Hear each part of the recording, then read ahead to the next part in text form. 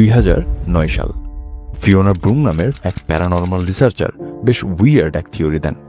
থিওরির নাম Mandela effect. তিনি ক্লেইম করেন তিনি সহ পৃথিবীর বিভিন্ন অঞ্চলের বহু মানুষ বিশ্বাস করেন নেলসন ম্যান্ডেলা 1980 সালে প্রিজনে মারা গিয়েছেন।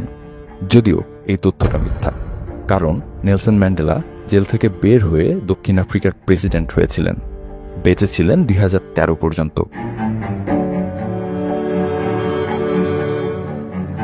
নেলসন ম্যান্ডেলার মৃত্যুর তারিখজনিত এই যে বিভ্রাট, এটিকে বিচ্ছিন্ন ঘটনা ভাবা যাবে না মোটেও, বরং এই বিশ্বাস ছিল লক্ষ লক্ষ মানুষের। পৃথিবীর ভিন্ন ভিন্ন অংশের এতগুলো মানুষ কেন একই মিথ্যা ঘটনাকে একইভাবে বিশ্বাস করল? এ প্রশ্নের উত্তর হিসাবে প্রথমেই বলা যেতে পারে মস্তিষ্কের কলকবজার কথা। মানুষ মনে করে ব্রেইন মূলত অতীতের স্মৃতিকে রেকর্ড করে রাখে, যেটা পুরোপুরি ঠিক না। আমরা যখন কোনো কিছু মনে করার চেষ্টা করি, দেখবেন একই ঘটনা হুবহু আমরা প্রতিবার মনে করি না।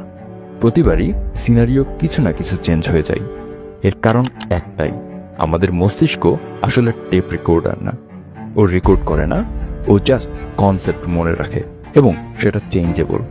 এই চেঞ্জ আবার নির্ভর করে সোশ্যাল প্রেশার, ইমোশন এবং সাজেশনের উপরে।